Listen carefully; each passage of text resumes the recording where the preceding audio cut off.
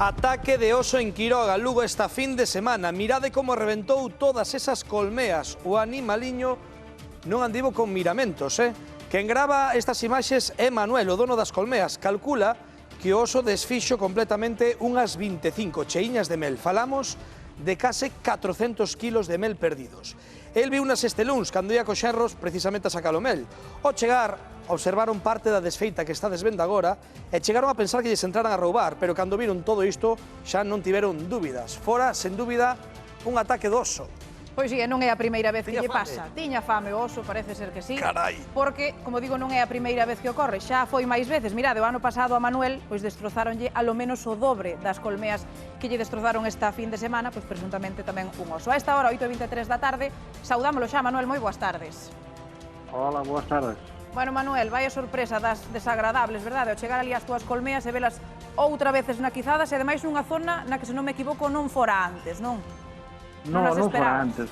Esa zona, bueno, nesa zona non o esperaba noutra zona porque xa atacara eses anos e sabía que estaba por aí xa hai un mes.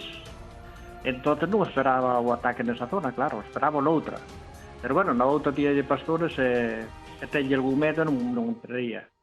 Manuel, eu non teño nin idea de osos, que eu son de Friol, por ali osos non temos, a verdade. Pero vendo as imaxes que gravaches ti mesmo, a min dá má sensación de que poderon ser varios ou que ese oso o mellor foi atacado polas abellas porque parece que reventou todo e o mellor volveu ás poucas horas, ou que? Bueno, supoño que viría 2 ou 3 noites porque Claro. unha cena non lle chegou. Entonces se ve que lle gustaba, volveu 2 ou 3 noites porque cunha noite sola un oso non facía o que fixo.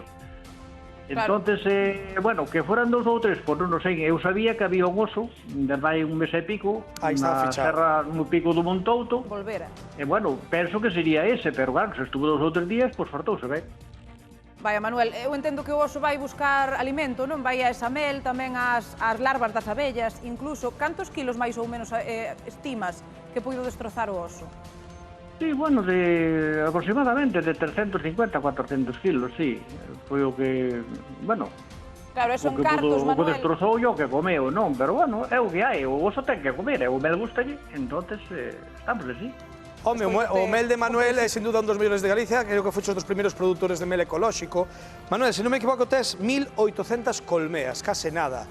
E ti dis que este colmenar non o tiñas protegido, por exemplo, cun pastor eléctrico, porque é verdade que había oso, que aí hai oso, que é zona de oso, pero que había bastantes anos que non atacaba, non?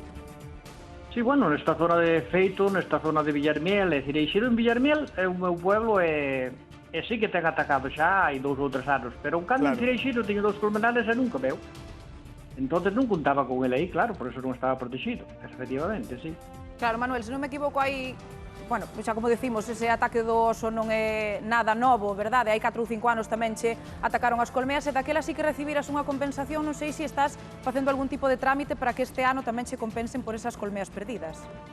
Sí que fixemos, sí, eu xa ven os da Xunta, viñeron os, os agentes de medio ambiente, e, bueno, levantaron acta e, bueno, esperamos que din algo por estes daños, supoño eu.